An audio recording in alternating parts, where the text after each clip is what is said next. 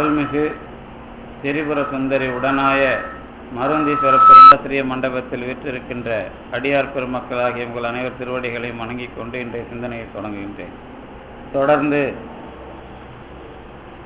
வள்ளல் பெருமானுடைய அருட்பெருஞ்சோதி அகவலை சிந்திக்கின்ற வகையில் மந்திர வளர்ச்சி எப்படி அமைகிறது என்பதை பற்றி நாம் சிந்தித்து வருகின்றோம்.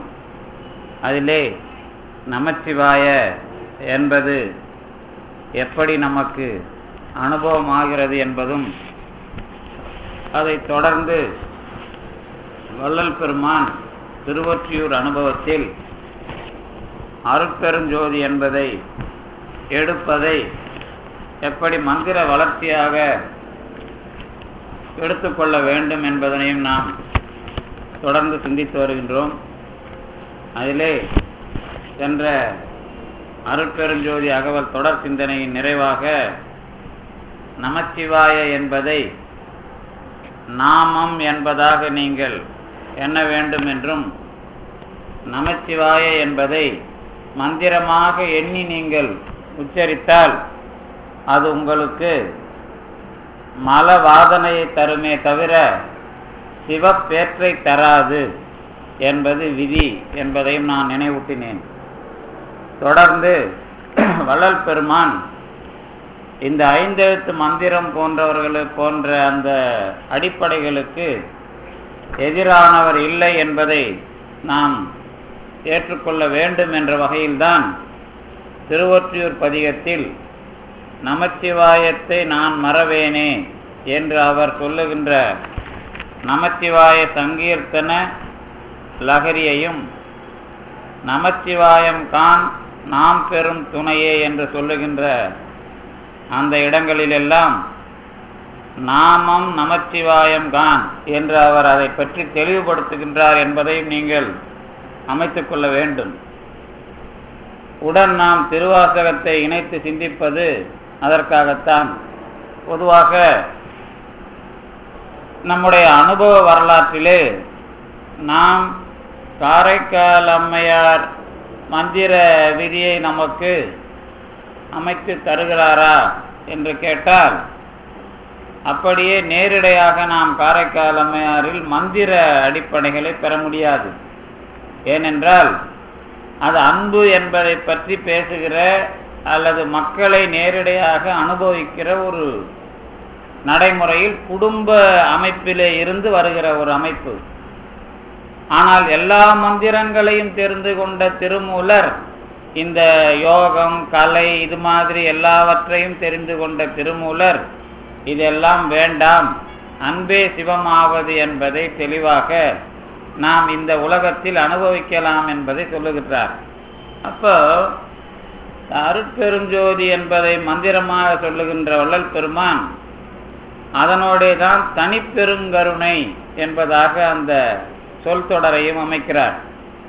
வெறும் அருட்பெருஞ்சோதி என்பது மட்டும் மந்திரமாக இல்லாமல் அந்த மந்திர அனுபவமாக அமைக்கும் பொழுது அருட்பெருஞ்சோதி அருட்பெருஞ்சோதி தனிப்பெருங்கருணை அருட்பெருஞ்சோதி என்பதாகத்தான் அந்த தொடர் முழுவதையும் சொல்லித்தான் நாம் அந்த மந்திரத்தை அனுபவிக்க வேண்டும். ஏனென்றால் அருட்பெருஞ்சோதி என்பது ஒரு சொரூப இலக்கணம் என்று சொன்னால், அந்த இலக்கணத்தினுடைய அனுபவம் எது என்று கேட்டால் தனிப்பெருங்கருணை. அதுதான் அதில் வருகிற நேர் தொடர்பு. அதாவது நாம் நேற்று இந்த அன்பை பற்றி சொன்னோம்ல, ஒரு வகையில் நாம் திருமூலர் இவரை கூட நாம் வள்ளலார் சார்பில் தான் பார்க்குறோம். ஏன்னா நாம் திருமூலரை நேரடியாக ஒரு பாட்டை எடுத்துக்கிட்டு ஒரு விளக்கம் சொல்கிறதுங்கிறது அது தொடர்ந்து வர்ற சிந்தனைன்றதுனால நாம் எப்படி அதை அனுபவிச்சோன்னு கேட்டால், நம்மோட தொடர் சிந்தனைக்கு ஏற்ற மாதிரி இருக்கிற விஷயங்களில் ஒரு வரலாற்று தெளிவுக்காகத்தான் நான் நடுவில் அதை அமைச்சேன். இல்லாட்டா நம்ம ஒரு 4 பாட்டை சொல்லி அதுக்கு ஒரு விளக்கம் சொல்லிட்டு போகிறதுங்கிறது அது ஒரு மரபு தான். ஆனால் அது தொடர்ந்து நடக்கிறதுனால நாம் என்ன பண்ணணும் அப்படின்னு கேட்டால், கொஞ்சம் இந்த வரலாற்றுக்குள்ளே எவ்வளோ ஒரு வளர்ச்சி இருக்கிறது, அதை சும்மா சொல்ல முடியாது. வரலாறுங்கிறது நான் அடிக்கடி ஒரு சிலருக்கு சொல்லுவேன். என்ன சொல்லுவேன்னா, அரிசியை கண்டுபிடிச்சு சோறாக்குறது ஒரு வரலாறு, ஆனா அந்த அரிசியை அரைச்சி தோசையாகவும் இட்லியாகவும் கண்டுபிடிச்ச பிறகுதான் நாம வந்து இத்தனை பலகாரம் அதுல செய்ய முடியுதுன்னா, அரிசியை அரைச்சி நாம தோசை இட்லிலாம் செய்யலாம் கண்டுபிடிக்கிறதுக்கு இருந்த வரலாறும் பெரிய வரலாறு தான். அதுவும் சாதாரண வரலாறு கிடையாது. ஏன்னா அந்த மூளை அதை வேலை செஞ்சு அதை அரைக்கலாம், அது கூட உளுந்து போடலாம், அது கூட வெந்தயம் போடலாம், இதெல்லாம் கற்று வச்சுக்கிட்டு பண்ண பிறகுதான் நாம டெவலப் பண்ண முடியும். அப்போ இந்த மாதிரி ஒரு ஒரு வரலாற்றுக்கும் நடுவில் 100 வருஷம் இருக்கலாம், 1000 வருஷம் இருக்கலாம், லட்சக்கணக்கான வருஷம் இருக்கலாம். அவ்வளோ கணம் அதுல இருக்கு. இதுதான் முக்கியம். அந்த கணத்தை உணர்வதற்கு தான் நேற்று நான் திருமந்திரத்தினுடைய வரலாறு ஏன் சொன்னேன்னா, இந்த தமிழ் அப்படிங்கிறதுல பெருமை வந்து பல வகையில உண்டு. நான் கூட அடிக்கடி சொல்லியிருப்பேன், இந்த பௌத்த சமயம் உலகம் முழுக்க இருக்கு. பௌத்த சமயம் வடநாட்டில் தோன்றுச்சு, பாலி மொழியில வந்தது, அப்புறம் வடமொழியில வளருது, அதாவது விவாதம் வருது. ஆனா அதுக்கு ஒரு இலக்கியம் பார்த்தா தமிழில் இருக்கிற மணிமேகலை தான் அதுக்கு முதல் பழைய கால இலக்கியம். வேற இலக்கியம் அவங்களுக்கு கிடையாது. அதனால ஆங்கில மொழிபெயர்ப்பெல்லாம் அந்த பௌத்தர்கள் வந்து கேட்பாங்க நம்மள. அங்க வடநாட்டு காசி பல்கலைக்கழகத்துல வேலை செய்யும் போது பாலி மொழி பௌத்தர்கள் இவங்கெல்லாம் வந்து இந்த மணிமேகலை ஆங்கில மொழிபெயர்ப்பு கொடுங்க அப்படின்னு கேட்பாங்க. இது எதுக்கு சொல்ல வரேன் அப்படின்னா, அப்ப ஏன் வந்து தமிழ்ல அவர் தொடங்கணும் அப்படின்னு கேட்டீங்கன்னா, இங்க அதை பத்தி சிந்திக்கிற வேலை நடக்குது. அதுதான் நான் அடிக்கடி சொல்றது. அந்த இந்தியா முழுக்க அந்த சிந்திக்கிற வேலை ஒரு பக்கம். இன்னும் கேட்டா நமக்கு இங்க சமணர்கள் எப்படி வர்றாங்கன்னு கேட்டா, இந்த சமணர் அவர் நம்ம பௌத்தர், அவர் வர்த்தமானர் இவங்கெல்லாம் வர்றாங்கல்ல, இந்த வர்த்தமானர் வந்து போதிச்சிட்ட பிறகு அவரோட சிஷ்யருங்கெல்லாம் ஒரு கூட்டம் போட்டு சண்டை போட்டுக்கிறாங்க. சண்டை போட்டு பெரிய அளவுல பிரிஞ்சு ஒரு குரூப்பு சிரவணபெலகுலா வருது. சிரவணபெலகுலாங்கிறது மைசூர், உங்களுக்கு தெரியும், கோமுக்தீஸ்வரர் இந்த பெரிய சிலை வந்து அம்மனமா இருக்குல்ல, அது அந்த பக்கம் வரைக்கும் வர்றாங்க. வந்து அங்க இருந்து சண்டை போட்டு துரத்தப்பட்ட குரூப்பு தான் இங்க வந்து சேர்ந்த குழு. அதுல இருந்து கொஞ்சம் பேர் இங்க வர்றாங்க தமிழ்நாட்டுக்கு. அப்புறம் வேறு சிலரும் வந்து இங்க நல்ல சாப்பாடு இந்த மாதிரி வசதிகளோட தான் ஊருக்கு வெளியில நம்ம வந்து பலகை வெட்டி கொடுத்து, அதாவது பலகை என்ன படுக்கிறதுக்கு சமணப்படுக்கைன்னு பேர், மலை ஓரங்கள்ல நமக்கு பழைய காலத்து வரலாறா கிடைக்கிறதுலாம் அந்த மாதிரி பள்ளி இதெல்லாம் பேர் அவங்களால தான் வந்தது. சமணர்களால தான் நமக்கெல்லாம் அறிவு வந்தது, நாமெல்லாம் படிக்க வந்தோம். இது அவங்க எவ்வளோ பெரிய வேலை செஞ்சுக்கிறாங்கன்னு நம்ம தொல்லியல் ஆய்வாளர்கள்லாம் நம்ம என் கூடலாம் சண்டை போடுவாங்க. நான் சொல்லிடுவேன் தெளிவா, நம்ம நல்லா சாப்பிட்டுன்னு வாழ்ந்துன்னு இருந்தோம், நம்ம வீட்டில் சாப்பாடு நல்லா கிடைக்குது, நீங்கள் தான் வந்திருந்தாங்க, ஊருக்குள்ளே வந்துடக்கூடாதுன்னு நம்ம அதுங்க மலை ஓரமாக வந்து ஒரு பலகையை வெட்டி கொடுத்து அங்கேயே தூங்கு அங்கேயே படி எல்லாம் சொல்லி கொடுத்தான். ஏன்னா நம்ம ஊருக்குள்ளே வரக்கூடாது இல்லை. இதில் ஒரு வரலாறு இருக்குது உங்களுக்கு. நம்ம என்ன பண்பாட்டோட நம்ம துணிமணியோட வாழ்ந்துட்டு இருக்கிறோம். ஏன்னா துணிமணி கட்டுறதுக்கு ஒரு இது வேணும். அதுலேயும் நம்ம ஆளுங்க துணி எப்படி கட்டினான்னு தெரியும். இந்தியாவை வந்து விலைக்கு போனதே தமிழ்நாட்டை வச்சு தான் இந்தியா விலைக்கே போகுது. எப்படி போகுதுன்னா, இந்த மிளகு இந்த மாதிரி வாசனை பொருள் வாங்க வந்தவன், துணி வாங்க வந்தவன் தான் இந்தியாவை வந்து கண்டுபிடிக்க வைக்கிச்சு. அதுவும் தமிழ்நாட்டு வாணிகம் தான் இதுக்கு எல்லாத்துக்கும் காரணம். ஏன்னா இந்த வாணிகத்தினுடைய வளர்ச்சி தான் ரொம்ப பழைய காலத்துல ஆராய்ச்சி பண்ணீங்கன்னா ரொம்ப பெருமையாலாம் இருக்கும் உங்களுக்கு. அதுல வந்து உங்களுக்கு இவங்க சமணர்கள்லாம் இங்க வந்து இந்த வியாபாரத்துக்குள்ள இங்க நிறைய பேர் வியாபாரம் பண்றதுனால முதல்ல அவங்கலாம் வியாபாரியை தான் பிடிப்பாங்க. இன்னைக்கும் பாத்தீங்கன்னா இந்த சமணத்துக்குள்ள இந்த ஜெயின்னு சொல்ற எல்லாரும் வியாபாரிகளா இருப்பாங்க, பண முதலைகளா இருப்பாங்க. அதுக்கு காரணம் என்னன்னு கேட்டா, சமயம் வந்து அப்படி வந்து உள்ள வரும். அதனாலதான் காரைக்கால் அம்மையார் வீட்டுக்காரன் அதுக்கு போயிடுறான், அவங்க இங்க வராங்க. இந்த போராட்டமே உங்களுக்கு நீங்க கொஞ்சம் வரலாறுக்குள்ள வந்தீங்கன்னா, எதனால காரைக்கால் அம்மையார் வந்து வந்தாங்க, அவங்களெல்லாம் நம்ம ஏதோ சாதாரணமா படிக்கிறோம். அந்த ஒரு ஆள், நீங்க மங்கையர்க்கரசியாரெல்லாம் மன்னன் வரைக்கும் திருஞான சம்பந்தர்லாம் சப்போர்ட் பண்றாரு. ஆனா வந்து காரைக்கால் அம்மையார் காலத்துல ஒருத்தனும் சப்போர்ட்லாம் கிடையாது. இங்க இருந்து இமயமலை வரைக்கும் அந்த அம்மா போய் அது வரைக்கும் சைவத்தை வந்து பிடிச்சி இழுத்துன்னு வந்து மறுபடியும் இங்க வந்து இதுலதான் அப்படின்னு தூக்கி நாட்டுறாங்கன்னா, அது ஒரு பெண்மணியா இருந்துக்கிட்டு நீங்கெல்லாம் வந்து ஏதோ படத்துல வந்து நாம ஒரு ஆடை ஆபரணம் அற்புதமா காட்டிடுறோம், அதை வந்து வேகமா காட்சி. ஆனா ஒவ்வொன்றும் நடக்கிறதுல இருந்து போறதுல இருந்து, இப்ப நீங்க பெரிய புராணம் இதெல்லாம் அனுபவிக்கும் போது கூட ஒரு முறையை ஞாபகம் வச்சுங்க. எப்படி ஞாபகம் வச்சுக்கணும்னா, நம்மள மாதிரி ஒரு கூட்டமா போறது, நம்மள மாதிரி சாமியை அனுபவிக்கிறது, நம்மள மாதிரி பிரச்சனைக்குள்ள அழுத்தமா இருக்கிறது, இந்த மாதிரி நினைச்சீங்கன்னா நாம கடவுளை அனுபவிக்கிறதுக்கு ஒரு வாய்ப்பு கிடைக்கும். இல்லைன்னா படத்துல பாக்குற மாதிரி கொஞ்சம் அற்புதமாவே நினைச்சீங்கன்னா கடைசி வரைக்கும் கடவுளை அனுபவிக்க முடியாது. கடவுளை அனுபவிக்கணும் அப்படின்னா ஒரு யதார்த்த மனநிலைக்கு வரணும். நாம் என்ன பண்ணிட்டோம்னா இந்த ஊடகம் வந்து மற்ற விஷயம் போனது போக நம்ம வரலாறு எல்லாத்தையும் ஒரு பெரிய கிரீடம் அது இதுன்னு போட்டு அவங்கள ஒரு மாதிரி செருப்பு அது இதெல்லாம் போட்டு அவங்கள அந்த மாதிரி அந்த காலத்தில் அந்த அளவுக்கு அவங்கக்கிட்ட இருக்காது. ஆனால் அப்படி காமிச்சு நம்மளை ஒரு யதார்த்த இயல்பு நிலையிலிருந்து அதை மறக்கடிக்கிறாங்க. ஏன்னா நீங்கள் அதுலேருந்து விலகுறீங்க, விலகக்கூடாது அப்படிங்கிறதுக்காக தான் நான் இந்த வரலாறுலாம் இந்த கொஞ்சம் யதார்த்தமாக சொல்கிறது. நான் ஏன் நடுவில் அவன் இவன் போகிறதுனா நீங்கள் யதார்த்தமாக புரிஞ்சுக்கணுங்கிறதுக்காக. ஏன்னா அப்படியே ராமகிருஷ்ணன்னா அது பெரிய இதுவாக நம்ம மூதாதைகள் தான் அவங்க. அதுக்கு கூட இங்கே நான் அந்த வரலாறு ஒரு குறிப்புக்காக வச்சிங்களேன். இங்கேருந்து நீங்கள் கர்மா பண்ண காசிக்கு நிறைய பேர் போவாங்க. இப்போ தீபாவளி அமாவாசை வருது, கொஞ்ச நாளைக்கு முன்னாடி ஒரு அமாவாசை வந்து மகாலய அமாவாசை வந்தது. அதுக்கு முன்னாடி மாமாங்க வந்தது. மாமாங்கன்னா அந்த மகாமகம், அதுக்கும் காசிக்கு போனாங்க. இப்போ மகாலயத்துக்கும் காசிக்கு போவாங்க. இப்போ வரப்போகிற தீபாவளி அமாவாசைக்கும் காசிக்கு போவாங்கன்னு வச்சுங்களேன். அப்போல்லாம் ட்ரெயினில் இடமே கிடைக்காது. இதுக்கு அங்கே போய் என்ன பண்ணுவாங்கன்னா நம்ம அப்பா அம்மா பேர் நீங்கள் அப்பா அம்மா இருக்கிறவங்க கூட அங்கே கர்மா பண்ணலாம். ஏன்னா அவங்களுக்கும் மூதாதைக்கு பண்ணுறதுக்காக என்ன பண்ணுவாங்க, ஒரு பேர் கேட்பாங்க. ஒரு 12 தலைமுறை 20 தலைமுறை 25 குறைஞ்சபட்சம் ஒரு எண்ணிக்கையில் உங்களுக்கு எவ்வளோ தெரியுதோ அவ்வளோ அதுக்கு பிண்டம் வைக்கிறது. இதுதான் அங்கே கங்கை கரையில் நடக்கும். ஆனால் அங்கே போன உடனே அங்கே என்ன பண்ணுவாங்கன்னா ஒரு நல்ல விவரமான குரு என்ன பண்ணுவார்னா, நீங்கள் இங்கே பண்ணுறதுக்கு முன்னாடி கயாவுக்கு போய் பண்ணிட்டு வான்னு அனுப்பணும். இதுதான் சட்டம். அங்கே கயா எங்கன்னு கேட்டிங்கன்னா அங்கே அந்த ஒரு இங்கே ஹரிச்சந்திரன் சுடுகாடு, அங்கேயும் சுடுகாடு தான். காசியில் ஹரிச்சந்திரன் சுடுகாட்டில் தான் நீங்கள் இதை செய்யணும். கயா போனீங்கன்னாலும் சுடுகாடு தான் அது.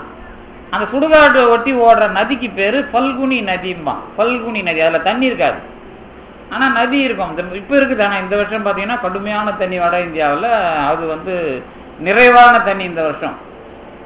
அந்த நதிக்கரையில் தான் நீங்கள் பண்ணணும். அங்கே போனால் இந்த காசியில் கங்கையில் பண்ணுறோம் பாரு, நம்ம ஒரு மூதாதை முன்னோர்கள் ஒரு பிண்டம் வைக்கிறோம் பாருங்க, அதுக்கும் முன்னாடி முன்னோர்களை அங்கே நீங்கள் பட்டியல் போட்டு அங்கே பிண்டம் வைக்கிறீங்கன்னு அர்த்தம். அப்போ என்ன அர்த்தம் இதுக்கெல்லாம் என்ன அர்த்தம்? முதல்ல பிரச்சனைனா குலதெய்வத்துக்கு போங்கிறாங்கல்ல. இந்த குலதெய்வம் நம்ம வரலாறுல நாம இங்க வாழறதுக்கு தலைவர். அவங்க நம்ம பரம்பரையில ரொம்ப முன்னாடி இருக்கிறவங்கன்னு அர்த்தம். அதுக்கும் முன்னாடி பரம்பரை காசின்னு அர்த்தம், அதுக்கும் முன்னாடி பரம்பரை கயான்னு அர்த்தம். இப்படி நம்ம வரலாறை கொஞ்சம் இழுத்துக்கிட்டு போனீங்கன்னா அந்த பல்குனின்னா என்ன அர்த்தம் கேட்டீங்கன்னா சின்ன சின்ன துளின்னு அர்த்தம். பல்குனினா ரொம்ப துளின்னு அர்த்தம். அது இன்னும் பழைய வரலாறு பார்த்தீங்கன்னா பக்ருலி ஆறுன்னு தமிழ்ல லெமுரியா கண்டத்துல சொல்றதுக்கான அந்த பேர் தான் பல்குனி நதின்னு பேர். சரி, சரவண பொய்கை எங்கன்னு கேட்டா இமயமலை ஒட்டி. இந்த மாதிரி வரலாறுலாம் பார்த்தீங்கன்னா நாம ஏதோ இங்க இருக்கிறவங்க மட்டும் இல்லை, இந்தியா முழுக்க அதுக்கு முன்னாடி எங்க இருந்தாங்கிறத பத்தி பிரச்சனை இல்லை. அப்படி இப்படி ஒண்ணு சேர்ந்து இப்ப நாம இங்க சுருங்கி தமிழ் மட்டும் பேசுறவங்களா இங்க இருக்கிறோம் அப்படிங்கிறது தான் நம்மளோட வரலாறு. அண்மை காலத்துல எந்த அருளாளரும் இதை சொல்லாம பாம்பன் சாமி மட்டும் தெளிவா இந்த வரலாற்றை ஒரு பாட்டு மூலமா தெளிவா எழுதுறார். நாம இங்க தமிழ் பேசி இருக்கிறதுனால இமயமலை அன்ன பறந்த தமிழ்னு உரை எழுதுவார். அவர் மட்டும்தான் இந்த வரலாற்று அருளாளர்கள்லயே இந்த வரலாற்றுல துணிச்சலா அடித்தவர் பாம்பன் சாமிகள் தகராலய ரகசியத்துல.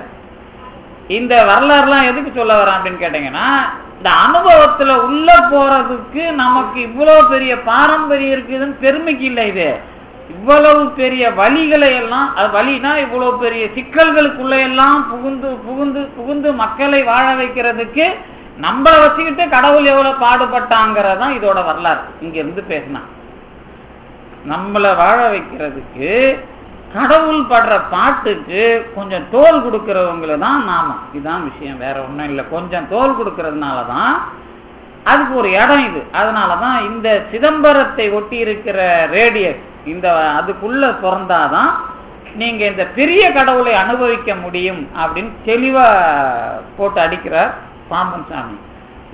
அதுக்கு முன்னாடி அடித்தவர் தென்னாடுடைய சிவனே போற்றி அப்படின்னு போட்டாரு மாணிக்க வாசகர். இதுக்குள்ளோட நுட்பம் என்ன, தென்னாடுடைய சிவனே என்ன, அந்த வரலாற்றுக்கு என்ன நுட்பங்கிறத நீங்க தொடர்ந்து அருளுலக பாரம்பரியத்தை பார்க்கும்போது அதுக்குள்ள இவ்வளோ வரலாறை தாண்டி இது வந்திருக்குது அப்படின்னு புரியும். அந்த மாதிரி தான் எடுத்த உடனே மந்திரத்தை கொடுத்து நமசிவாயம் சிவாய நம்ம சொல்லிட்டு அருட்பெருஞ்சோதிங்கிறது இதுக்கு மறுப்பு இல்லை. இதை வளர்த்து எடுக்கிறதுக்கு இவ்வளவு கஷ்டம் இருக்குது அப்படின்னு நம்ம அந்த வரலாற்றை நீங்க மனசுல வச்சுக்கணும். அதுக்கு தான் நான் இந்த இவ்வளவு பெரிய விஷயங்கள் எல்லாம் சொல்றது. என்ன அப்படின்னா, இப்ப நான் இப்ப இங்க இருக்கிற எல்லாருக்குமே ஏதாவது ஒரு வகையில அனுபவம் இருக்கும், வரலாறு இருக்கும், அனுபவம் இருக்கும், கடவுள் நம்பிக்கை இருக்கும். இந்த கடவுள் நம்பிக்கையில தொடக்க காலத்துல இருந்து நமக்கு எப்படி வரும் கேட்டீங்கன்னா, கடவுளை கேட்டு வாங்க போய் கடவுள் இருக்கிறானா இல்லையா அப்படிங்கிற கேள்வியா வரும். முதல்ல வளர்ந்து வந்துட்டோம்னா கடவுள் இருக்கிறார், நாம கேட்கலனாலும் கேட்டாலும் நமக்கு நல்லது பண்ணுவார் அப்படிங்கிற மாதிரி வளர்ந்து வர்ற ஒரு விஷயம் வரும். இது நான் சொன்ன உடனே நீங்க ஏத்துக்கிற மாதிரி தலையாடுற மாதிரி தெரியுது. ஆனா இதுக்கு நடுவுல இந்த பிறப்பிலேயே நீங்க கஷ்டப்பட்டீங்களா, போன பிறப்புல கஷ்டப்பட்டீங்களா, இப்படிங்கிற அந்த வளர்ச்சி எக்ஸ்டென்ஷன் அதுக்குள்ள இருக்கும். அப்போ நான் இது முதல் கட்டத்துல இருந்த நான் இப்ப இந்த அளவுக்கு கருத்துல வளர்றேனே, இது அதை தப்புன்னு சொல்லுமா அப்படின்னு ஒரு கேள்வியை கேட்டா, இந்த கேள்விக்கு பதில் தான் அருட்பெருஞ்சோதி என்கிற மந்திரத்தை நாம் இன்று முதல் எடுத்துக்கொண்டோம் வள்ளலார் சொல்றாருன்னா, சிவய நம்மங்கிறதுக்கு அவர் எதிரியா அப்படின்னு நாம கேட்டா இல்ல. திருவொற்றியூர்ல ஒரு விஷயத்தை அவர் முன்வைக்கிறார். திருவொற்றியூர்ல என்ன விஷயத்தை முன்வைக்கிறார் அப்படின்னு கேட்டீங்கன்னா, சிவாய நம என்று இடு நீருன்னு சொல்றவர் நாமம் நமச்சிவாயத்தை நான் மறவேனே என்றும் சொல்லுகிறார். அதற்கு மேலும் சிவ ஸ்ரீ சிவ சண்முக ஓம் என்பதையும் மந்திரமாக சொல்லுகிறார். இதெல்லாம் வள்ளல் பெருமானுடைய வரலாற்றுக்கு உள்ளேயே இருக்கிற விஷயங்கள். இப்ப ஓம் சிவ சண்முக சிவ ஓம் இப்படி ஒரு மந்திரம் வச்சுங்களேன். இது ஒரு மந்திரம். வள்ளலார் பாட்டுப்படி அருள் நாம விளக்கம், இது அவர் கொடுக்கிற தலைப்பு. அது திருவொற்றியூர் சார்ந்து பாடுற பதிகம். அதனால அதுல ஒரு முக்கியம் என்னன்னு கேட்டீங்கன்னா, ஓம் சிவ சண்முக சிவ ஓம் அப்படின்னு ஒரு விஷயத்தை சொல்லிட்டு, ஓம் சிவாய என்று உன்னுதி மனனே. இதுல என்ன ஒரு குறிப்பு அப்படின்னு கேட்டீங்கன்னா, இந்த ஓம் சிவ சண்முக சிவ ஓம் அப்படிங்கிறதுக்கு ஈக்குவலானது ஓம் சிவாய. அதுதான் அதுல இருக்கிற குறிப்பு. அதாவது ஓம் சிவ சண்முக சிவ ஓம் அப்படிங்கிற ஒரு ஓம் ஓம் போட்டு முடிச்சுறாருல்ல, அதுக்கப்புறம் ஓம் சிவாயன்னு ஒண்ணு சொல்றாருல்ல, இதுல என்ன கொடுக்குறாருன்னா இந்த ரெண்டுத்துக்கும் இருக்கிற ஒரு தொடர்பை விளக்குறது. இது நான் இப்ப முதல்ல இது கொஞ்சம் நான் சொல்றது உங்களுக்கு நேரா வள்ளல் பெருமானுடைய சான்று சொல்றேன். அதனால நீங்க நம்ம ஏதோ திடீர்னு கொண்டாந்து ஒன்ன போட்ட மாதிரி நினைக்க வேணாம். இதுக்கப்புறம் நான் அதை என்ன மாதிரி விஷயமான்னு சொல்லுவேன். இது என்ன அர்த்தம்னு கேட்டீங்கன்னா, இந்த சிவ சண்முக நாம சங்கீர்த்தன லகரின்னு ஒண்ணு பாடுறார் திருவொற்றியூர்லயே. லகரினா இனிப்பு வஸ்து தான். லாகிரி கடைன்னு லாகிரி லாலா லாகிரின்னு சொல்லுவோம்ல. லாலா லாகிரினா குஜராத்திக்காரன் வச்சுக்கிற ஸ்வீட்டு கடைன்னு அர்த்தம், வேற ஒன்றும் இல்லை. லாகிரி வஸ்துனா ஸ்வீட்டு கடை. அதான் சிவானந்த லகரின்னு போட்டார் சங்கரர். சிவ அனுபவத்தினுடைய இனிப்பு அப்படின்னு போடுறதா அது. அந்த சிவ சண்முக நாம சங்கீர்த்தன லகரியில ஓம் சண்முக சிவ ஓம் அப்படிங்கிறத நேராவே சொல்றார். ஏன் இந்த மந்திரத்தை நான் இப்ப நேரா சொல்றேன் அப்படின்னு கேட்டீங்கன்னா, இப்போ நாமம் நமச்சிவாய, அப்புறம் சிவாய நம என்று இடு நீரு, அதுக்கப்புறம் சண்முக சிவ சிவ சிவ ஓம், அப்புறம் ஓம் சிவ சண்முக சிவ ஓம், அப்புறம் ஓம் சிவாய, இப்படிலாம் மந்திரங்களை பற்றி பேசுகிறார் அப்படிங்கிறது மட்டும் இப்போ செய்தி. இப்ப என்ன அர்த்தம்? இதுக்கு முன்னாடி நம்ம பார்த்ததுலாம் உங்களுக்கு ஞாபகம் இருக்கணும். என்ன ஞாபகம் இருக்கணும்? நாமம் என்று சொல்லப்படுகிற நமச்சிவாய என்பது மந்திரம் என்பதாகிய அனுபவத்துக்கு உரியது இல்லை அப்படின்னு நீங்க முதல்ல முடிவு கட்டணும். அப்படி முடிவு கட்டினாதான் நீங்க நமச்சிவாயங்கிறத சொல்லும் போது அது உங்களுக்கு பாவமாக ஆகாது. முதல் விஷயம். ஏன்னா நான் முதலா ஓதில் அருள் நாடாது இது தெளிவா உமாபதி சிவன் அடிக்கடி அதுதான் சொல்றேன். இப்ப யாராவது தீட்சை கொடுத்து நமச்சிவாயன்னு என்ன சொல்லுங்கன்னு எங்க குரு சொல்லிட்டாரு, நான் சொல்லலாமா வேணாமான்னு நாம முடிச்ச உடனே நிறைய பேர் கேட்டுருக்காங்க. அதனால என்ன செய்தினா, நமச்சிவாயங்கிறத தீட்சை பண்ணி நீங்க வாங்கினாலும் நீங்க அதை சொன்னாலும் மந்திரம் என்பதாக நினைத்து சொல்லாமல், இந்த உடம்பாக இருந்து என்னை வாழ வைக்கிற கடவுள் இந்த உடம்பின் மூலமாக தருகிற அனுபவங்கள் எல்லாவற்றையும் செம்மையாக தருவதற்கு அது பயன்படும் என்பதாக நினைத்தால் அந்த நாமம் உங்களை இந்த உடம்பை இழக்காமல் இருப்பதற்கான வேலையை தொடங்கும். இதுதான் முதல் அடிப்படை. இதைத்தான் நாம எதுல பார்க்கணும்? நடனத்துல, பஞ்சகிருத்திய நடனத்துல இது மட்டும்தான். பஞ்சகிருத்திய நடனத்துக்கு உள்ளது இந்த பெயரால் இறைவன் ஆடுகிறான். ஆமா, இது என்ன நடனம்? ஊன நடனம். இந்த என்ன பெயரால்? நமச்சிவாய என்ற பெயரால் இறைவன் ஆடுகிறான்னா, மனிதன் என்ன உடம்பு எடுத்திருக்கிறானோ அதே வடிவத்தில் இறைவன் ஆடுகிறான். அப்படின்னா இந்த உடம்பை இயக்குகிறான். அதோட வளர்ச்சியை தான் எப்படி பிடிச்சிக்கணும்னு கேட்டா, இந்த உடம்பின் மூலமாக முதல்ல நாம எதை பெறுகிறோம் என்றால் எழுத்து, சொல்லு, பொருள், இதைதான் பெறுகிறோம். இதுதான் அதோட தொடக்கம். தனு, கரணம், புவனம், போகம். இந்த தனு என்பது உடம்பு, கரணம் என்பது கருவிகள், புவனம் உலகம், போகம் என்பது இன்ப துன்ப அனுபவம். இந்த நான்கையும் மாயை என்கிற பொருளில் இருந்து இறைவன் படைத்து தருகிறான்.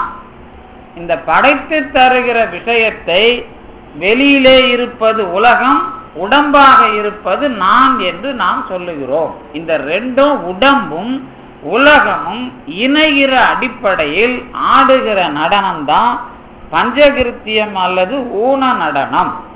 இதுல தொடக்கம் சித்திர சபையில உங்களுக்கு எழுத்து அறிவிக்கிறான். உலக எழுத்து அறிவிக்கிறான்னா சாதாரணமா இல்ல, உலகத்துல இருக்கிற எல்லா படைப்புக்குமான மூல எழுத்தை அங்கே அமைக்கிறான். அவ்வளவுதான். அதுக்கு 51 எழுத்தும் அடிப்படை.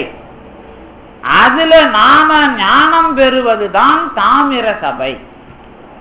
இந்த மொழியிலிருந்து, உடம்புல இருந்து, எல்லாவற்றின் மூலமாகவும் நாம் பெறுகிற அறிவு தான் தாமிரம். தாமிரம் தான் இப்போ நம்ம உடம்பு. என்ன இப்போ உங்களுக்கு என்ன, இப்போ உங்களுக்கு இப்போ ஒரு விஷயம் புரியணும். என்ன புரியணும் அப்படின்னு கேட்டீங்கன்னா, பள்ளிக்கூடத்துல வாத்தியார் சொல்லி படிச்சு நல்லா படிக்கிற பையன் வாத்தியார் கேட்கிற கேள்விக்கு அவனை கேட்கலனாலும் பட்டுன்னு என்று பதில் சொல்லுவான். சரிதானே? அப்புறம் வாத்தியார் என்ன பண்ணுவார்? படிக்கிற பையனை கேட்க மாட்டார். நீ வாயை மூடிக்கணும்னு சொல்லணும். அப்பலன்னா சொல்லிடுவான், வாயை திறந்து தப்புன்னு சொல்லிடுவான். கேள்வி கேட்ட உடனே யாரையும் கேட்கறதுக்கு முன்னாடி தெரிஞ்ச பையனுங்க என்ன பண்ணுவான்? பட்டுன்னு சொல்லுவான். இந்த பட்டுன்னு சொல்றதுக்கு பேர் தான் தாமிரம் பேர். தட்டுனா சத்தம் வரும். தாமிரம் அல்லது செப்பு இந்த உலோகத்தை தட்டுனா என்ன வரும்? ஒலி வரும். அதுதான் இந்த என்ன தாளத்துக்கெல்லாம் அதான பயன்படுத்துறோம். இந்த ஒலி வர்றதுன்னா என்னன்னு கேட்டா, மோதுகிற காலத்தில் நமக்கு வருகிற அறிவு தான் தாமிர சபை. அது நெல்லையப்பர். சரிதானே? இது விஷயமா நீங்க இப்ப நான் ஒண்ணு பேசும்போதே இப்ப நீங்க பதில் சொல்றீங்களா, உங்களுக்கு திருநெல்வேலி அனுபவமா இருக்குதுன்னு அர்த்தம். திருநெல்வேலி அனுபவமா இருந்தாதான் யார் தடுத்தாலும் அது நிக்காது, முட்டிக்கின்னு வரும். அதுக்கு பேர் தான் தாமிர அனுபவம்னு பேர். கொஞ்சம் இல்லைங்க, அவர் பேசுறாரு, அவர் சும்மா ஏதோ கேட்கிறாரு, நான் இருப்பேன் அப்படின்னு கொஞ்சம் உள்வாங்க ஆரம்பிச்சா கேள்வி பதில் வராது. அவங்க என்ன வரும்? தலையாட்டுறது வரும். அதுக்கு பேர் தான் வெள்ளி சபை. அங்க சத்தமும் வராது, அதே சமயத்துல எதுவும் நடக்காமலும் இருக்காது, சப்புன்னு இருக்கும். இந்த வெள்ளியை தட்டினீங்கன்னா சப்பு சப்புன்னு இருக்கும்ல, அதுக்கு பேரு வெள்ளி சபை. அதுக்கப்புறம் சுத்தமா சத்தம் வராத அளவுக்கு அவன் எல்லாத்தையும் படிச்சு எல்லாத்தையும் தெரிஞ்சு பக்குவம் அந்த உடம்பின் மூலமாக பெறுகிற எந்த விஷயத்துக்கும் அவன் எதிர்வினை ஆற்றாமல் உள்வாங்குகிற காலம் சங்கம் என்கிற பொற்சபை. அந்த பொற்சபையே ஒளி விடுமானால் அதுக்கு பேர் என்ன? ரத்தின சபை. இதுல என்ன அர்த்தம் கேட்டீங்கன்னா, ரத்தனம்னா நீங்க இதுவரைக்கும் ஒரு வளர்ச்சி இருந்தது இல்ல, எழுத்து, அதுக்கப்புறம் தாமிரத்துக்கு அப்புறம் அடுத்த மெட்டல் வெள்ளி, அது வெள்ளிக்கு அடுத்த மெட்டல் தங்கம். இப்ப தங்கத்துல என்னத்தை சேர்க்கிறீங்க? என்னத்தை சேர்க்கிறீங்க? இப்ப நல்ல நீங்க கல்லு வச்ச நகையெல்லாம் பார்த்தது இல்லையா? அதான் இந்த கல்லு வச்ச நகை தான் ரத்தின சபை. இப்ப நீங்க உடனே இது ரத்தினமா மாறுதுன்னா எழுதக்கூடாது. நான் சொல்ற அனுபவம். ஏன்னா ரத்தின சபைன்னா அதுல ஏன் கல்லு வச்ச நகைன்னு சொல்றேன்னா, அப்ப ஆன்மா கடைசியா டச் ஆகிற இடம். ஆன்மா தான் எப்பவுமே ஒளி விடுகிற பொருள். உடம்பு மெட்டல் தான். நீங்க உடம்பை எது வரைக்கும் காப்பாற்ற முடியும் அப்படின்னு கேட்டீங்கன்னா, எல்லா நோயிலிருந்து உங்களை விடுவிக்கிற மருந்துக்கு பேர் என்ன? ராஜா மருந்து. ராஜா மருந்துக்கு பேர் என்ன? தங்க பஸ்பம். இந்த உடம்புக்கு அதை கொடுத்துட்டீங்கன்னா எல்லா நோயும் போயிடும். இது நல்ல தங்க பஸ்பம் வாங்கி சாப்பிட்டீங்கன்னா கொஞ்சம் ஆரோக்கியமா இருக்கணும். அந்த சமயத்துல புளி கடுகு இந்த மாதிரி விஷயம் சேர்க்காம இருந்தா உப்பு படிவம் தங்கி கிட்னியை வீணாக்காது. அது ரத்தத்தை மாற்றி உடம்பை ஒழுங்கா மாற்றி தரும். அப்ப நம்ம உடம்போட ஸ்டேட்டஸ் என்னன்னா தங்கம்ங்கிறது தான். நாம இப்ப தங்கமே அணையார் அப்படின்பார் வள்ளலார். உங்க உடம்பு அந்த மாதிரி ஆச்சுன்னா நாமெல்லாம் தங்கம். புரியுதா? இந்த தங்கம் தான். நீங்க அது வரைக்கும் தான் உடம்ப பார்க்கணும். இப்ப இதுல ஆன்மாவை சொருவுறீங்க. சொருவுறது தான் ரத்தின சபை. இந்த ஆன்மா தொடர்பு வந்த பிறகு நீங்க என்னவா போறீங்கன்னா, இப்ப தியாகராஜர் கிட்ட போறீங்க. அவர் தான் மாணிக்க தியாகம். இப்ப ரத்தனம்னா எதை சொல்லணும்? நீங்க ஊர்ல கிடக்கலாம் ரத்தனம் இல்ல, மாணிக்கம் தான் இப்ப ரத்தினம். சரிதானே? இப்ப மாணிக்க தியாகருக்கு போனா அவருக்கு கால் கிடையாது. நான் ஏற்கனவே சொன்னதான் இன்னைக்கு புரிஞ்சுக்கிறதுக்காக இதை நான் உங்களுக்கு மறுபடியும் சொல்றேன். இந்த மாணிக்க தியாகருக்கு கால் கிடையாதுன்னா என்ன அர்த்தம்னா, அஜபா நடனம் அப்படின்னு எழுதுவாங்க. சபைனா காலால காலை தூக்கி ஆடினாலும் சரி, குதிச்சு ஆடினாலும் சரி, ருத்ரா ஆடினாலும் சரி, ரௌத்ரா ஆடினாலும் சரி, எது ஆடினாலும் சரி, அதுக்கு காலம் இருக்கும், பேஸ்ல இடமும் இருக்கும். அதான் உடம்பு. இந்த உடம்புங்கிற சபை என்றது இல்லாமல் முகம் மட்டும் இருக்கிற தஞ்சாவூர் பொம்மை தான் தியாகராஜர். தஞ்சாவூர் தலையாட்டி பொம்மைன்னு நாம சொல்றதுதான் தியாகராஜர். இப்ப இங்க இருந்தாலும் சரி, திருவாரூர்ல இருந்தாலும் சரி, அந்த தஞ்சாவூர் தலையாட்டி பொம்மை தான் தியாகராஜர். வேற அதுக்கு கால் கிடையாது. அது ஆட்டின ஆட்டத்துக்குலாம் ஆடுதுன்னா என்ன அர்த்தம்? அதுக்கு உடம்புக்குள்ள இது வேலை செய்ய ஆரம்பிச்சிட்டு. எது? ஆன்மா என்கிற மாணிக்கம் ஒளிவிட ஆரம்பித்தால் 6 ஆதாரத்தை தாண்டி 7வது இடத்துல இந்த உடம்புல அது இருந்து வேலை பார்த்ததுன்னா அது அதுவா இருந்து வேலை பார்க்கறது. இப்ப தத்துவம் ஞாபகத்துல வருதா? என்ன தத்துவம்? இந்த கீழாலவத்தை மேலாலவத்தை எல்லாம் படிச்சிருப்பீங்கல்ல. சாக்கிரம், சொப்பனம், சுழுத்தி, துரியம், துரியாதீதம்னு ஒரு 5 அவத்தை படிச்சிருப்பீங்க.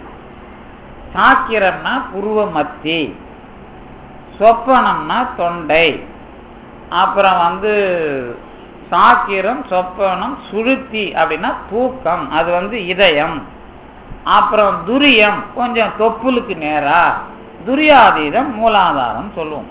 இந்த 6வது ஆதாரம் எங்க போச்சு? மூலாதாரம், சுவாதிஷ்டானம், மணிபூரகம், அநாகதம், விசுத்தி, ஆக்ஞை அப்படிங்கிறது 6 ஆதாரம், இடம் 6.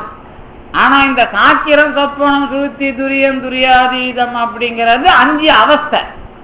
அவஸ்தைன்னா அனுபவம், அவஸ்தை அல்லது அவஸ்தா அப்படின்னா அனுபவம்னு பேர்.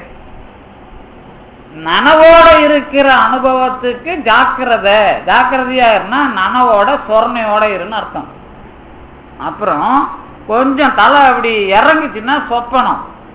ஆனா அப்ப நாம அந்த தொண்டையில இருந்து வேகமா உள்ள போயிடுதுன்னா தூக்கம். அதுக்கு மேல நல்ல தூக்கம் அப்படின்னு நாம பிரிச்சு வச்சுக்கிறோம்ல.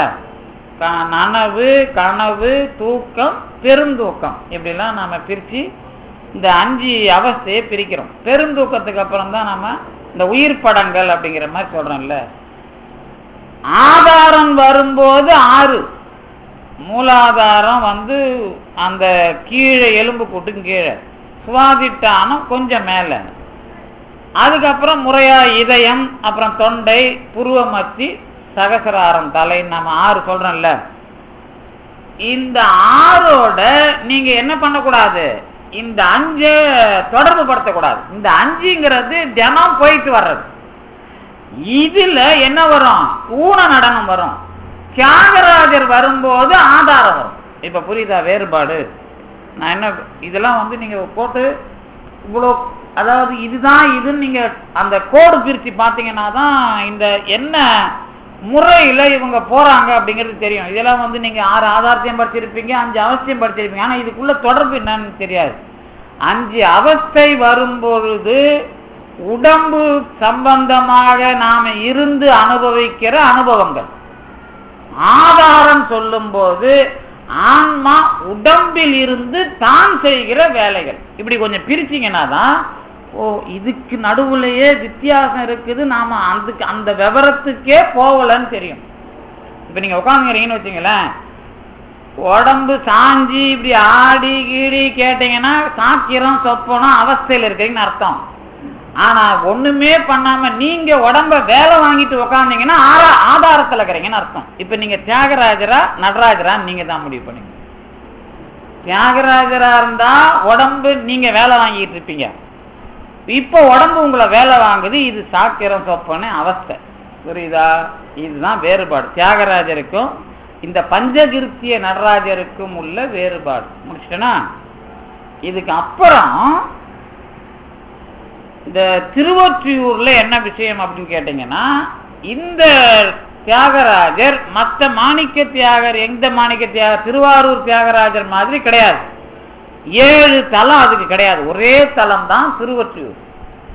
திருவாரூர்ல அதுவும் கூட 7 தலம் இருக்கும். அது சப்த விடங்க தலம். திருவையாறுல அதுவும் கூட 7 அதாவது அதோட சேர்த்து 7 தலம். அதெல்லாம் சப்த விடங்க தலம். ஆனா திருவொற்றியூர் சப்த விடங்க தலம் கிடையாது, தனி தலம். 2வது திருவொற்றியூருக்கு வரி கிடையாது. அது ஒரு இடமாவும் சொல்லக்கூடாது. இப்ப என்ன புரியுது? எழுத்தறியும் பெருமாள் அப்படின்னு ஏன் அவருக்கு பேர் வந்ததுன்னு உங்களுக்கு தெரியும். ஒரு மாதுவட்டான் ஒரு மன்னன் வரி போட்டான் எல்லா ஊருக்கும் பஞ்ச காலத்துல. அது அந்த ஓலையை பிளந்து அந்த வரியை பிளந்து திருவொற்றியூர் நீங்களாக அப்படின்னு பெருமான் எழுதினதுனால அவருக்கு எழுத்தறியும் பெருமான் பேர்.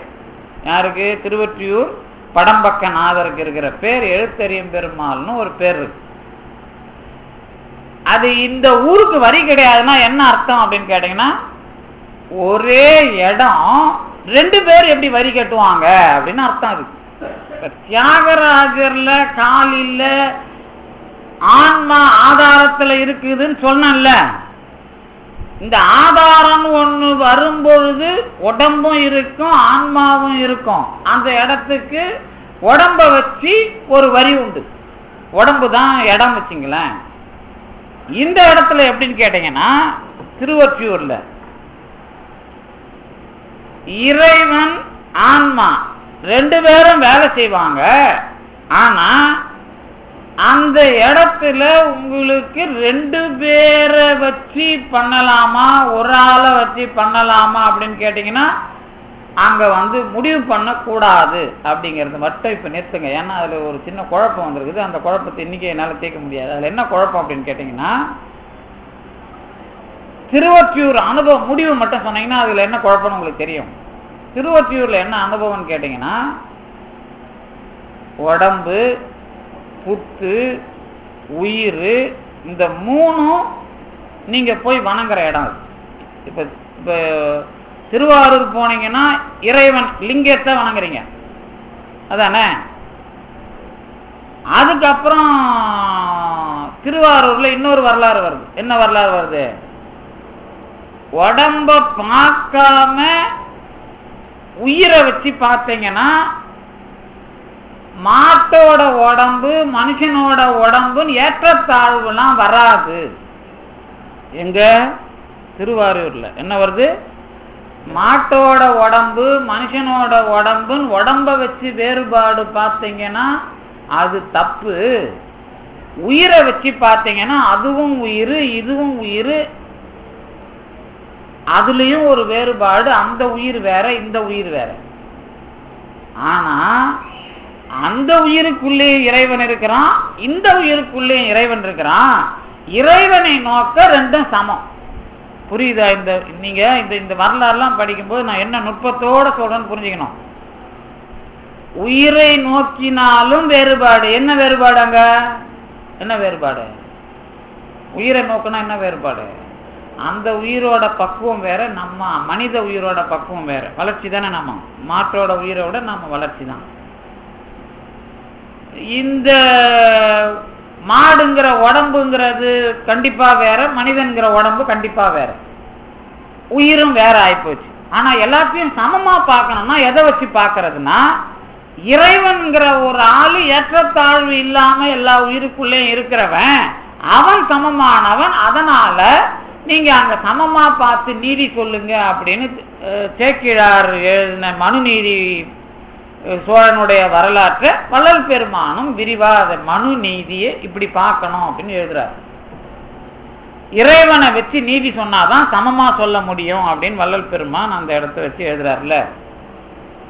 இது வரைக்கும் உங்களுக்கு திருவாரூர். இப்ப என்ன பண்றீங்கன்னா திருவொற்றியூருக்கு வரீங்க. இப்ப திருவொற்றியூர்ல உடம்பையும் வேறவா பார்க்க கூடாது, உயிரையும் வேறவா பார்க்க கூடாது, இடத்தையும் வேறவா பார்க்க கூடாது. இது வந்துச்சுன்னா திருவொற்றியூர். என்ன சொன்னேன்? இப்போ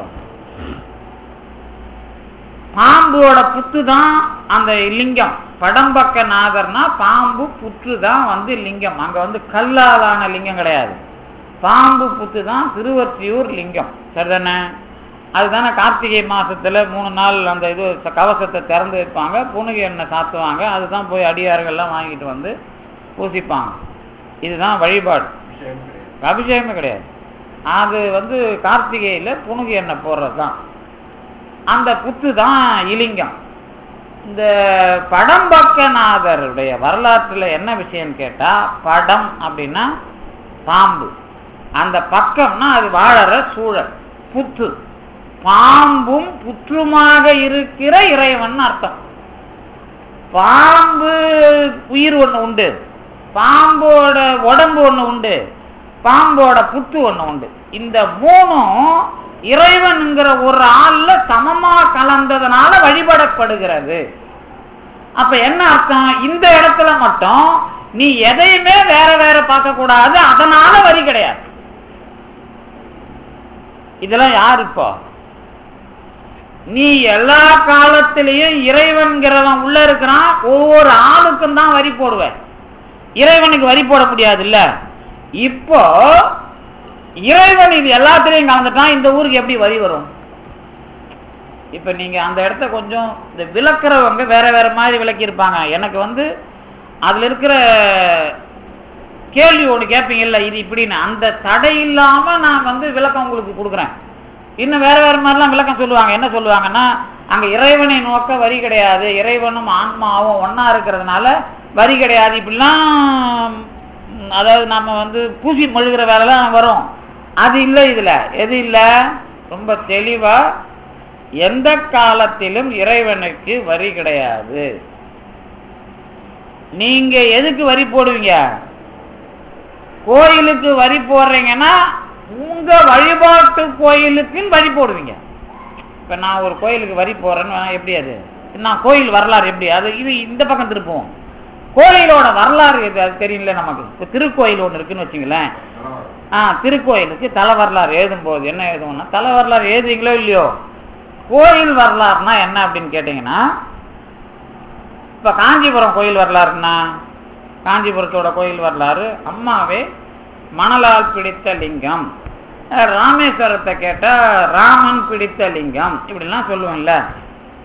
இந்த மாதிரி இந்த மனிதர்கள் அவங்களுடைய ஆன்மாவில் இருக்கிற இறைவனை எல்லாரும் அவங்க வழிபட்டு அதை எல்லாரும் வழிபடுற மாதிரி ஆக்கினது தான் திருக்கோயில் வரலாறு. இறைவனாக தோன்றிய வரலாறு வீரட்டானத்தோட முடிஞ்சு போகுது. அட்ட வீரட்டம் இருக்குல்ல, அதுதான் இறைவன் தானே தோன்றிய வரலாறு. இந்த பஞ்சபூத வரலாறுல இந்த ஆகாயம் தலம், பிருதிவி தலம், அதுக்கப்புறம் இந்த மாதிரி தலம் பிரிக்கிறல்ல, இதுவும் நீங்க அந்த அந்த அந்த இடத்துல அந்த லிங்கம் அந்த பூதத்தினுடைய அடையாளம்.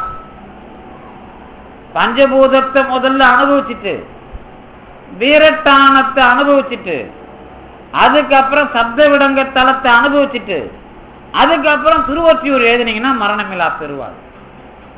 திருமுறையே எடுத்துக்கிட்டு இப்ப நான் இலங்கையில நம்ம மாணவருடைய அப்பா இறந்துட்டாரு, அதுக்கு ஒரு நூல் போட போறோம் நாங்க. அதை நான் சொன்னேன், பஞ்சபூதம் தான் நாம வாழறது முதல்ல இந்த தளத்து அடிப்படையில பிரச்சனையா வாழறோம். இப்ப பஞ்சபூதத்தை முதல்ல நாம படிச்சா நம்ம உடம்புல இருக்கிற என்னெல்லாம் பிரச்சனை வருதோ அதெல்லாம் முதல்ல இது தீர்த்துரும். கொஞ்சம் அப்படியே நம்ம வினை, ஆணவம், கர்மா இந்த 3 சண்டையும் தான் வாழ்க்கை. இந்த 3 சண்டையும் வீரட்டான பதிகத்துக்குள்ள வந்துடும். கொஞ்சம் அதுக்கு மேல ஆன்மாவை கண்டுபிடிச்சீங்கன்னா சப்த விடங்கத்தல வந்துடும். அதுக்கு மேல இறைவனை வந்து நேரா அனுபவிச்சீங்கன்னா திருவொற்றியூர், திருமறைக்காடு, திருவாய்மூர் இதெல்லாம் வரும். இதை அனுபவிச்சீங்கன்னா மரணமில்லா பெருவாழ்வும் பெரிய கடவுளை அனுபவித்த விஷயமும் முடிஞ்சிடும். இதுதான் திருமுறையில நாம அப்படியே தொகுத்து வச்சீங்கன்னா வள்ளல் பெருமானும் தெரிவாரு. திருவொற்றியூர்ல தான் திருஞான சம்பந்தர் நன்றியால் வாழ்வது உள்ளம் உலகுக்கு ஒரு நன்மையாலே கன்றினார். எத? முப்புறம் தீயழ. அங்கதான் அதை பாடுறார். ஏன் பாடுறாருன்னா, என் இறைவனுக்கு நான் நல்ல, அதாவது நான் நன்றி உள்ளவனா இருக்கணும் அப்படிங்கிறத அங்க தெரிவிக்கிறார். இது எப்படி வருதுன்னா, அங்க வந்து இறைவன் விஷயமா நேரா அணுகிறதுக்கும் மற்ற இடத்துல இறைவனை நேரா அணுகிறதுக்கும் வரலாறு வேற இருக்கு. இப்ப சீர்காழியில இறைவன் வந்து வர்றான் அப்படின்னாக்கா எப்படி வந்தான்? உலகம் ஊழி ஆயிடுச்சு, அவனே வந்து சேர்றான். அங்கேயும் என்ன பண்ணுவான்? 12 பேருக்கு என்ன பண்ணுவான்? ஒரு 12 வரலாறு சொல்றோம் இல்ல, காளி வரலாறு, பாம்பு வரலாறுன்னு ஒரு 12 வரலாறு சொல்றோம் இல்ல. இந்த 12 வரலாறு வந்துட்டா அதுவும் இறைவன் தானே வந்த வரலாறுல வராது. வீரட்டான வரலாறும் உங்களை வச்சு வந்த வரலாறு தான். எந்த வரலாறு? வீரட்டானத்தை எழுதினாலும் உங்களை வச்சு வந்த வரலாறு, பஞ்சபூதத்தை எழுதினாலும் உங்களுக்கு படைத்தல் காத்தல், அதுக்கப்புறம் சீர்காழியை எழுதினாலும் உங்களுக்கான வரலாறு, அதுக்கப்புறம் நம்ம சப்த விடங்கத்தலை எழுதினாலும் உங்களுக்கான வரலாறு. இது போக ஜோதிர்லிங்கம் வரலாறுன்னு ஒண்ணு போறோம் பாருங்க. இந்த ஜோதிர்லிங்கமே இன்னும் பாம்பன் சாமி வார்த்தையில சொன்னா கொஞ்சம் மட்டமானது அப்படின்னு அர்த்தம். என்ன அர்த்தம்னா, அது அவங்க சுய விஷயமா பண்ண லிங்கம்பா, அதை போய் உலகத்துல பெருசா சுத்திக்கிட்டு இருக்காதீங்க அப்படிங்கிற மாதிரி ஒரு இடத்துல எழுதுறாரு. என்ன அர்த்தம் அப்படின்னு கேட்டீங்கன்னா, பெரிய ஆள் 12 பேரு கும்பிட்ட சாமி அவ்வளவுதான். அந்த மாதிரி தான் ஜோதிர்லிங்கம் வருதே தவிர அதெல்லாம் மனுஷன் செஞ்சு வச்ச லிங்கம்பா, அதெல்லாம் பார்த்துக்கலாம் அப்புறம் அப்படிங்கிற மாதிரி எழுதுறாரு. இப்ப என்ன சொல்ல வர்றேன் அப்படின்னு கேட்டா, இறைவனே தன்னை தோற்றுவிக்கிறான்னா அனுபவமா வரும்போது இந்த எல்லா தலங்களை விட எல்லாவற்றிலேயும் இருக்கிற இறைவன் விளங்குறது தான் திருவொற்றியூர். ஒற்றியூர் அப்படின்னா என்ன அர்த்தம்? நாம ஆன்மாவில் மட்டும் ஒற்றிக்கிறான்னு எழுதக்கூடாது, புரியுதா? ஆன்மாவில் ஒற்றி இருக்கிற இறைவன், உடம்பில் ஒற்றி இருக்கிற இறைவன், வாழுகிற இடத்தில் ஒற்றி இருக்கிற இறைவன், இந்த 3 இறைவனும் உள்ளே இருக்கிற இறைவனும் சமமாக கலந்தால் அதுக்கு பேரு ஒற்றியூர். இங்க தனியா வரி போறதுக்கு ஒண்ணும் இல்லை. இன்னார் இடம் வேற யார் இடம் சொல்லக்கூடாது, எல்லாம் இறைவன் இடம். அந்த இறைவன் இந்த நாளையும் வாழ வச்சுட்டான். இப்ப நீங்க இதை நமசிவாயன்னு சொல்லுவீங்களா, சிவாயன்னு சொல்லுவீங்களா, என்னன்னு சொல்லுவீங்க? இதுதான் கேள்வி. இப்ப நல்லா வந்ததா வரலாறு? ஏன் இதை கூட நான் அழுத்தமா சொல்றேன் அப்படின்னு கேட்டீங்கன்னா, வள்ளல் பெருமான் சிதம்பரத்துல ரகசியம் கண்ட பிறகு அவருக்கு பெருவெளி காட்சியை கொடுத்தாச்சு. கொடுத்துட்ட பிறகு நம்ம சென்னையில வந்து தங்கியிருந்து திருவொற்றியூர் அனுபவமா பேசும்போதுதான் இந்த மந்திர விஷயங்களை எல்லாம் அப்படியே கலந்து நான் எந்த மாதிரி மேல சொல்ல போறேன் அப்படிங்கிறதுக்கான நேர் பயிற்சியாக இருக்கிற இடம் இது. இதுக்கு நடுவில் இன்னொரு செய்தி, இங்க நான் 2 விஷயத்த கொஞ்சம், அதாவது இன்னைக்கு சொன்ன வரலாறுல மொத்தமா யோசிக்கிறதுல இன்னொரு 2 பிரச்சனையும் நீங்க சேர்த்து யோசிக்கணும். இன்னைக்கு என்ன யோசிக்கணும் அப்படின்னு கேட்டீங்கன்னா, சிதம்பரம் இது வரைக்கும் சொன்ன இல்ல, அதுல வந்து நீங்க என்ன இந்த நடராஜர் இதெல்லாம் அப்பப்போ யாரு என்ன சொன்னாலும் அதுல மயங்க கூடாது. என்ன மயங்க கூடாதுன்னா, அதுதான் வந்து நிலைப்பாடு. நான் சொல்றது இந்த பஞ்சகிருத்தியம் சொல்லி மாணிக்கங்கிறது தங்கத்துல வந்து நாம பதிக்கிறதுலாம் சொல்லி ஆன்மாவை சேர்க்கறது சொன்ன, அதுக்கப்புறம் அந்த மாணிக்க தியாகர் தான் வந்து அந்த ஆன்மா மாணிக்கமும் அல்லது ஆன்மா தங்கமும் இந்த மாதிரி சேர்ந்து இருக்கிறவர் தான் மாணிக்க தியாகர். இந்த மாணிக்க தியாகர்ல நடராஜர் வேற இவர் வேற பிரிச்சு பார்த்துடலாமா அப்படின்னு ஒரு கேள்வி கேட்டா என்ன பதில் சொல்லுவோம்? அதுதான் இப்ப நான் இந்த சிக்கல் வந்துடக்கூடாதுங்கிறது தான் அது இங்கேயே சொல்லிடுறேன், இன்னைக்கே சொல்லிடுறேன். ஏன்னா இன்னொரு நாளைக்கு சொன்னா நான் இதோட அதை கலக்க முடியாது. இப்ப நான் சொன்னது இடம் புரியுதா? நடராஜ பெருமான் உடம்ப வச்சு சொன்னீங்கல்ல, அங்க அந்த லெவலோட அதை நிறுத்தி இல்லாம அதுல பெரிய விஷயம் அதுக்கு மேல இல்லையா அப்படின்னு கேட்டா என்ன பதில் சொல்லுவோம்? இதுதான் ஒரு கேள்வி. புரியுதா நான் சொன்னது? பஞ்சகிருத்தியத்துல அதை கொண்டு வந்து நிறுத்திட்டோம். எது வரைக்கும்? பொன் சபையிலேயே ரத்தின சபையை அங்க அந்த பக்கமா காலை தூக்கி ஆடினார்னு காட்டுறேன் இல்ல, அதான். இது வரைக்கும் நடராஜர் காலை கீழே வச்சு ஆடினவர் காலை மேல தூக்கும் போது ஆன்மாவும் அதுல சேர்ந்துடும். இது வரைக்கும் உங்களுக்கு அது சரியா போச்சு.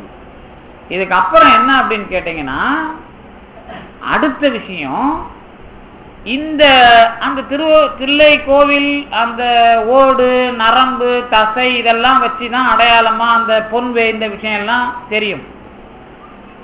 இது உடம்போட மட்டும் நிக்குதா அப்படின்னு ஒரு விஷயம் சொல்லிட்டு, இந்த நடராஜருக்கும் காரைக்கால் அம்மையார் நடராஜருக்கும் என்ன வேறுபாடு? காரைக்கால் அம்மையார் நடராஜருக்கு என்ன பேர்? அவருக்கு ரத்தின சபைன்னு அவருக்கும் பேர்.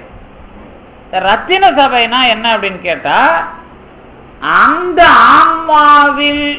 ஆன்மாவை ஒளிவிட செய்த விஷயம் அது.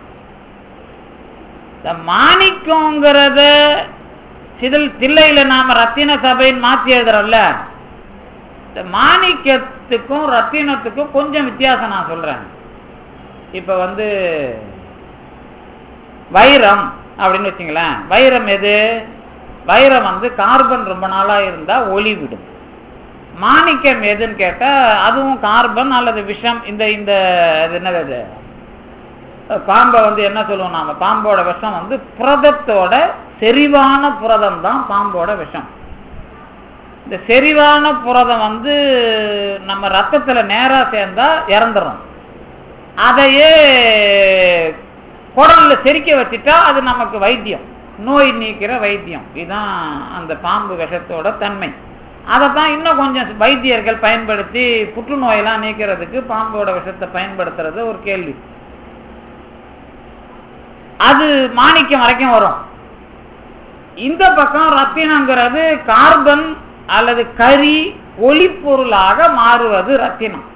காரைக்கால் அம்மையார் அதுல என்ன விஷயம் அவங்கள பொறுத்த வரைக்கும் வருதுன்னு கேட்டீங்கன்னா, ஆலங்காடு அப்படிங்கிறது எது? ஆலம்னா விஷம்.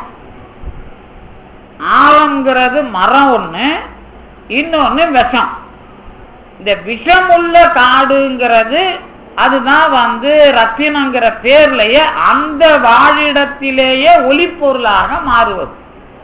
இது காரைக்கால் அம்மையாருக்கு மட்டும் அந்த இடம் சொந்தமாயிடும். எந்த இடம்? திருவாலங்காடு. ஆனா தத்துவ வரலாறா உலகத்துக்கு அதை கொடுக்கிற விஷயமா வரும்போது நம்ம எல்லாருக்குமே எது தலைமையிடம்? தில்லை தான். அதனால நீங்க திருவாலங்காட்டை 5வது சபையாலாம் எழுதக்கூடாது.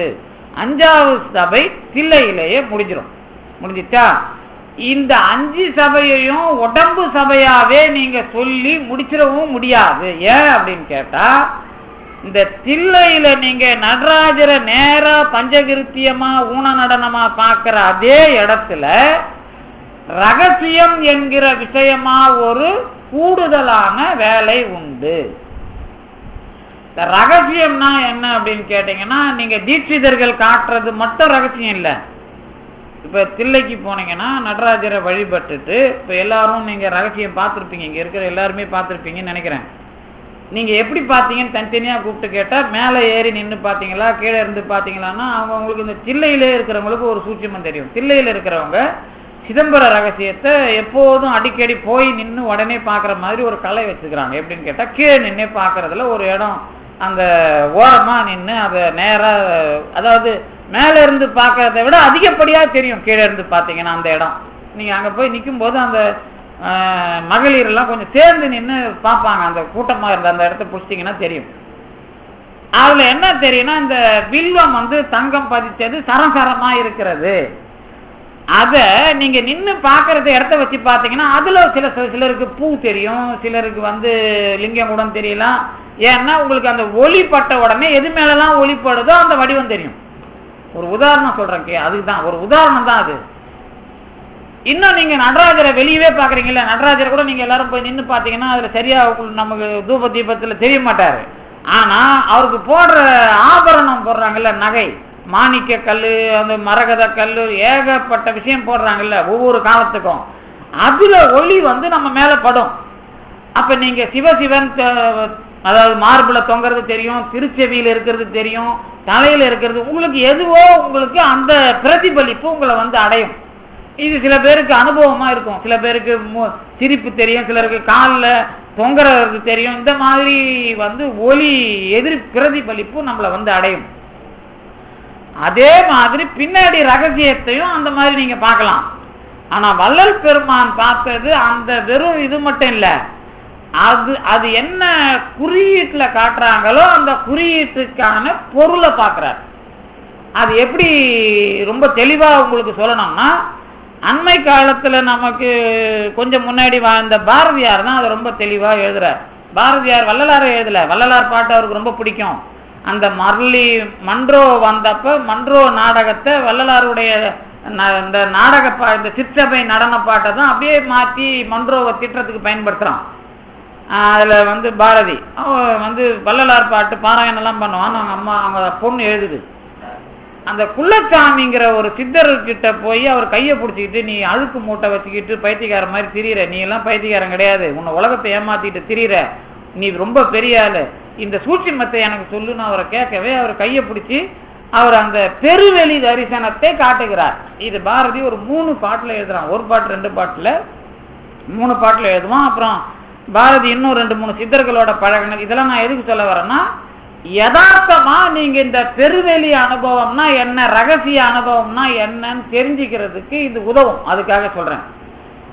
பாரதி 66 அவனுடைய சுயசரிதை எழுதின அந்த பகுதியில வர்றது இவன். ஆனா பாரதியார் நேரா அதை அனுபவிக்க முடியாது. இப்ப நான் சொல்றது புரியுதா? என்ன புரியுது? ஒரு சிலருக்கு அவங்களா அதை அனுபவிக்கிறதுக்கு வரணும்னா அவங்க அந்த பக்குவத்துக்கு அதை முயற்சி பண்ணணும். இன்னொருத்தர் தொட்டு காட்டுவாங்க, அவ்வளவுதான். அது என்னன்னு மட்டும் தெரியும், ஆனா அந்த இடத்துக்கு போக முடியாது. நான் சொல்றது புரியுதா? அது என்னன்னு தொட்டு காட்டுவாங்க, ஆனா அந்த இடத்துக்கு நீங்க போகிறதுக்கு நீங்க வேலை பார்க்கணும். அதுக்கப்புறம் அதுதான் முக்கியமான. அந்த மாதிரி பாரதிக்கு அமையுது. அந்த பாரதிக்கு தொட்டு காட்டின விஷயம்தான் ராமலிங்க பெருமானுக்கு நேராக வாக்கிது. அவ்வளவுதான் விஷயம். சரி, இது எது அப்படின்னு கேட்டீங்கன்னா, திருஞான சம்பந்தர் திருக்கடைக்காப்புல சொன்ன அந்த அனுபவம், அதுதான் மெய்மொழி பொருள் அப்படின்னு வள்ளல் பெருமான் எழுதுறாரு. என்ன எழுதுறாரு? திருக்கடைக்காப்பு அதனால் எனக்கு சொன்ன மெய்மொழி பொருள். அதுக்கும் முன்னாடி எனக்கு எப்ப சொன்ன? சிதம்பர ரகசியத்தை திரை தூக்கின காலத்துல சொன்ன. முதல்ல அப்படி சொன்ன, 2வது ஒரு ஆள் மூலமா சொன்ன, 3வது என் கருவில இருந்தே எனக்கு அதை சொன்ன. 3த்தையும் ஒரே விஷயமாக வள்ளல் பெருமான் தில்லை வரை, திருஞான சம்பந்தர் வரை என்ன பண்றாரு? அடையாளம் பெறுகிறார். அடையாளம்னா என்ன? இப்படி அப்படிங்கிற விஷயம் தெரியும். எப்படி? பாரதிக்கு தெரிஞ்ச மாதிரி பாரதிக்கு இன்னொரு ஆள் காட்டுறார், ஆனா இவருக்கு இறைவனே காட்டுறார். இதுதான் சிதம்பர ரகசியம். இப்போ சிதம்பர ரகசியத்துல என்னத்தை பார்த்தீங்க? இப்ப நான் சொன்னது நடராஜர் இல்ல, தியாகராஜர் இல்ல, எழுத்தறியும் பெருமாள் இல்ல. ஆனா என்ன விஷயம்? அங்க ஏது பெரிய கடவுளோ, எல்லா வெளிக்கு உள்ளே, வெளிக்குள் வெளியாக எல்லா இடங்களிலும் வெளியாக இருக்கிற கடவுளோ, அந்த கடவுளினுடைய விரிவை பார்ப்பதுதான் ரகசியம். இப்ப புரிஞ்சுதா? இததான் உபனிஷத்துல தகர ஆகாயம்னு எழுதினாங்க. அததான் பிரம்மபுரம், சிதம்பரம், புண்டரீகபுரம் எழுதினாங்க. இந்த சிதம்பரம், புண்டரீகபுரம், வள்ளிபுரம், அப்புறம் பிரம்மபுரம், தகராலயம், இது எல்லாமே எதுக்கு பேரு? சிதம்பரத்துக்கு பேர். சிதம்பரம்னா என்ன? இப்போ நடராஜ பெருமான் ஆடுகிற உடம்பு அந்த உடம்பை தாண்டி இறைவன் என்ற ஒரு பெரிய ஆளை அனுபவமாக பெறுவதுதான் சித்தம்பரம் சிதம்பரம். இதுதான் ரகசியம். இததான் பாம்பன் சாமி தகர ஆலய ரகசியம் போட்டார். சிதம்பர ரகசியத்துக்கு சிதம்பரம்னா தகர ஆலயம்னு அவருக்கு தெரியும். அதனால சிதம்பர ரகசியம் போடாம தகர ஆலய ரகசியம் போட்டார். இதுதான் அதுல இருக்கிற பேர் மாற்றம். இத அனுபவிக்கிறதுனா என்ன அப்படின்னு கேட்டீங்கன்னா, இன்னைக்கு நம்ம இந்த இந்த இடம் கொஞ்சம் நமக்கு உடனே சொற்பொழிவு வரும். இதோட தொடர்ச்சியா நம்ம இதோட ஏன்னா இது இதெல்லாம் ரொம்ப முக்கியமான விஷயம். என்னன்னு கேட்டா, இந்த தெளிவு வந்துருச்சுன்னா இந்த திருமுறை வாணர்கள் வேற இல்ல, தாய்மானவர் வேற இல்ல, ராமலிங்க சாமி வேற இல்ல, பாம்பன் சாமி வேற இல்ல, இவங்க எல்லாரும் எப்படி கடவுளுக்குள்ள போனவங்க அப்படின்னு தெரியும். அல்லது கடவுள் இவங்களுக்குள்ள எப்படி வந்தார் அப்படின்னு தெரியும். இப்ப நமக்குள்ளேயும் கடவுள் இருக்கிறார், கடவுளுக்குள்ள நாம போனோம். இந்த ரெண்டும் ஒன்னா நடந்ததுன்னா அதுக்கு பேர் தான் வெளிக்கு உள் வெளி போய் சும்மா இருக்கிற சுகம். இதுதான் அந்த அருளாளர்கள் மரபுல கிடைக்கிறது. இத கொஞ்சம் அப்படியே ரொம்ப தெளிவா சொல்லாம பெருநெறிய பிரமாபுரம் மேவியவன் நான் சொல்றார். யாரு? திருஞான சம்பந்தர்.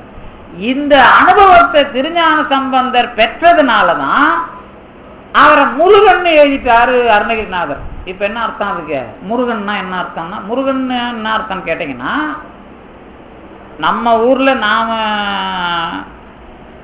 6 முக கடவுளை முருகன் சொல்றோம், சரிதானே? இந்த முருகன்